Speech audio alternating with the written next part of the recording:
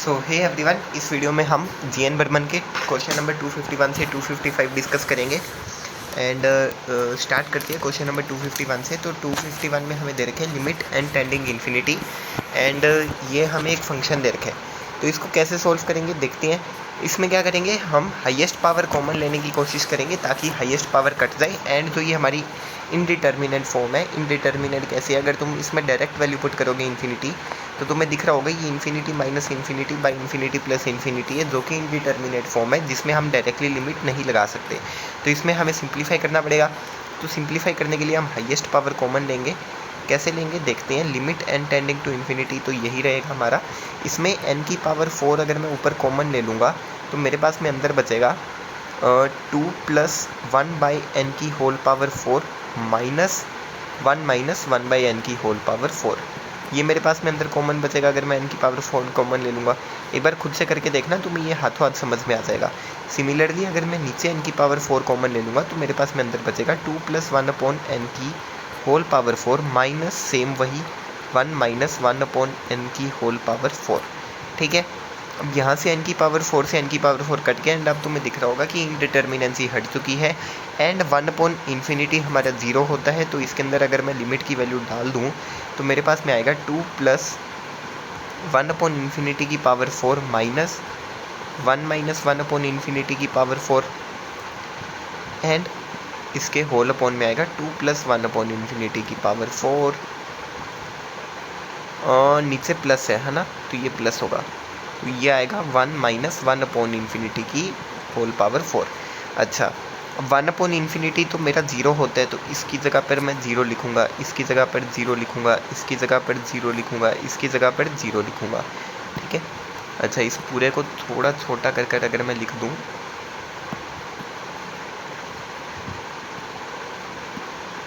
ठीक है, तो ये मेरे पास में क्या बन जाएगा फाइनली, ये मेरे पास में तुम्हें बन रहा दिख रहा होगा 2 की पावर 4 माइनस 1 अपॉन 2 की पावर 4 प्लस 1। तो 2 की पावर 4 16 माइनस 1 यानी कि 15, एंड अपॉन 16 प्लस 1 यानी कि 17। तो इसका फाइनल आंसर हो गया 15 अपॉन 17। ठीक है, इसका फाइनल आंसर मेरे पास में आ गया 15 अपॉन 17। ये मेरे पास में इसका फाइनल आंसर है। आई होप तुम्हें समझ आ रहा होगा। सिमिलरली क्वेश्चन नंबर 252 में हमें दे रखी है ये लिमिट है, एंड इसमें भी हम यही करेंगे, हाईएस्ट पावर कॉमन लेंगे। इसमें कैसे लेंगे मैं एक को थोड़ा सा अच्छे से डिटेल में लिखकर समझा दे रहा हूँ, बाकी नेक्स्ट वाले को 253 को जल्दी जल्दी करूँगा थोड़ा, है ना। इसमें देखो क्या करेंगे, limit n tending to infinity, ये हमारे पास में ऑलरेडी ऐसे ही है। इसमें मैं ऐसा कर सकता हूँ, इसमें मैं लिख सकता हूँ N cube plus 2n minus 1 की पावर 1/3 अपॉन n प्लस 2, है ना। इसको मैंने इस तरीके से लिख दिया। इसको मैं कैसे लिखूँगा बाद में, यहाँ से अगर मैं n कॉमन ले लूँगा तो मेरे पास में, अगर मैं n कॉमन लेता हूँ तो मेरे पास में क्या बचेगा, या फिर इसको ऐसे समझो कि मैंने अंदर वाले ब्रैकेट में से n क्यूब को कॉमन ले लिया। जो मेरे पास में ये वाला ब्रैकेट है, इसमें से मैंने क्या किया, n क्यूब को कॉमन ले लिया। ठीक है, अगर मैं n क्यूब को कॉमन लूँगा तो मेरे पास में क्या बचेगा, बाहर आ जाएगा n क्यूब की पावर 1/3। अंदर मेरे पास में बचेगा 1 प्लस 2 n क्यूब कॉमन लिए तो 2 upon n square minus 1 upon n cube, इधर n स्क्वेयर आ जाएगा, इसकी पावर 1/3 होल के अपॉन में n प्लस 2 मेरे पास में पड़ा ही है। ये तुम्हें दिख रहा होगा 1/3 से ये 3 कटेगा, एंड देन ये n से, अच्छा नीचे से भी n कॉमन ले लो, नीचे से n कॉमन ले लो ताकि कट जाएगा, है ना। नीचे n प्लस 2 में से मैंने n कॉमन ले लिया, नीचे n प्लस 2 में से मैं अगर n कॉमन लूँगा तो अंदर मेरे पास में 1 प्लस 2 बाई n बचेगा। तो अब ये n से ये वाला n कट गया। ठीक है, अब तुम इसमें डायरेक्ट लिमिट की वैल्यू सब्स्टिट्यूट कर सकते हो, तो तुम्हारे पास में क्या आ जाएगा, 1 प्लस 2 बाई इन्फिनिटी का स्क्वायर, वो बेसिकली 0 ही बन जाएगा, तो वो लिखने का कोई सेंस भी नहीं बनता, उसको इन्फिनिटी लिख दो।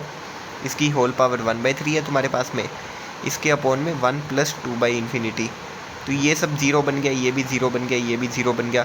तो फाइनल आंसर तुम्हें दिख रहा होगा कि 1 की पावर 1/3 अपॉन 1, तो वो 1 ही है बेसिकली, उसको बार बार ऐसे क्या लिखना, है ना। तो इसका फाइनल आंसर तुम्हें 1 दिख रहा होगा। आई होप ये तुम्हें समझ में आ गया होगा कि इसका फाइनल आंसर 1 कैसे आ रहा है। अच्छा, अब इसके बाद वाले क्वेश्चंस को हम थोड़ा सा जल्दी करेंगे, इतना बेबी स्टेप्स नहीं लिखेंगे, है ना। अच्छा, इसमें मैं क्या करूँगा, इसमें भी मैं similarly n tending to infinity n square common ले लूँगा। n स्क्वायर कॉमन लूँगा तो मेरे पास में क्या बचेगा, n की पावर 2/3, है ना। n स्क्वायर कॉमन लिया तो इधर मेरे पास में बचेगा n की पावर 2/3, अंदर मेरे पास में बचेगा 1 + 1/n की पावर 1/3, है ना। इसको थोड़ा सा छोटा करके लिख देते हैं ऊपर, ठीक है। तो ये मेरे पास में ये बचेगा अपॉन, अगर मैं n कॉमन लूँगा तो मेरे पास में बचेगा 1 + 1/n। अच्छा, अब इस वाले को अगर मैं सोल्व करना चाहूँ तो ये वाला मेरा सोल्व होकर क्या बनेगा, ये मेरा सोल्व होकर आएगा 1/n की पावर 1 - 2/3, तो ये 3 ये बनेगा 1/n की पावर 1/3, है ना। और इसके साथ में ब्रैकेट में ये वाली टर्म मेरे साथ में कैरी ऑन हो रही है, तो ये वाला ब्रैकेट मेरे साथ में कैरी ऑन हो रहा है, जिससे मेरे को फ़र्क नहीं पड़ता। इससे मेरे को फ़र्क क्यों नहीं पड़ता, अगर मैं इसको थोड़ा सा छोटा करना चाहूँ तो ये ब्रैकेट में मेरे पास में कैरी ऑन हो रहा है, इससे मेरे को फ़र्क नहीं पड़ता, क्योंकि इसमें मैं अब लिमिट की वैल्यू सीधा डाल दूंगा। तो ये मेरे पास में तुम्हें दिख रहा होगा, अगर मैं इसके अंदर यहाँ पर लिमिट की वैल्यू डालूंगा तो ये मेरे पास में 1/∞ बनेगा, जो कि मेरा क्या हो जाएगा, 0। अच्छा, जिनको नहीं समझ आया उनके लिए एक एक स्टेप लिखेंगे हम।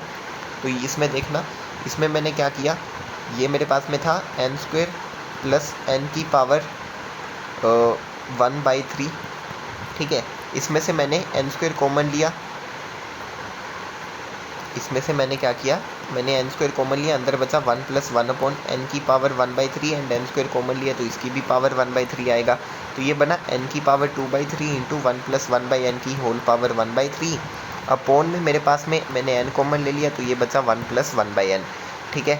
अच्छा, इससे मेरे को इस वाली टर्म से मेरे को कोई फ़र्क ही नहीं पड़ता, इस वाली टर्म से मुझे कोई फ़र्क नहीं पड़ रहा। और जो मेरे पास में ये वाला साइड में इधर ये बच रहा था n की पावर 2/3 बाई में n की पावर 1, उसमें मैंने क्या किया, इसको जब मैं सिंप्लीफाई करूँगा तो मेरे पास में ये वाली चीज़ बन रही है, n की पावर 1 - 2/3 एंड इधर बन जाएगा n की पावर 1/3। साइड में क्या चल रहा है इससे मेरे को कोई फ़र्क नहीं पड़ता, ये कुछ भी चल रहा हो, है ना, क्योंकि मेरे पास में मुझे दिख रहा है इधर मेरे पास में जब मैं सब्स्टिट्यूट करूँगा तो ये मेरे पास में 1/∞ बन रहा है एंड 1/∞ की वैल्यू मुझे पता है कि 0 होती है, तो इसका मैं आंसर फाइनली 0 लिख दूँगा। आई होप तुम्हें ये समझ में आया होगा। अच्छा, सेम क्वेश्चन ही तुम्हारा 254 है, इसमें भी तुम्हें सेम करना है, हाईएस्ट पावर कॉमन ले लेंगे। कैसे ले लेंगे, देखो ये है मेरे पास में limit n tending to infinity, ऊपर से तुम्हें दिख रहा होगा ये जो √n² + 1 वाला ब्रैकेट है, यहाँ से मैं n कॉमन लूँगा अगर, तो मेरे पास में अंदर बचेगा 1 + 1/n², है ना। प्लस में n मेरे पास में है ही, इसका होल स्क्वायर है मेरे पास में, अपॉन में अगर मैं नीचे से n की पावर 6 कॉमन ले लूँगा तो मेरे पास में क्या बचेगा, तुम देख सकते हो n की पावर 6/3 एंड इधर क्या बचेगा मेरे पास में अंदर 1 + 1/n की पावर 6 का होल पावर 1/3, ठीक है। मेरे पास में ये बचेगा, हाँ। अच्छा, अब तुम्हें ऊपर दिख रहा होगा कि ये वाला n और ये वाला n कॉमन आएगा, तो ये दोनों n कॉमन लेंगे अगर मैं, और ये तुम्हें दिख रहा होगा तो ये स्क्वायर है तो वो n कॉमन आकर स्क्वायर बन जाएगा एंड ये 6/3 यानी कि n का स्क्वायर ही है, तो ये बनेगा n²।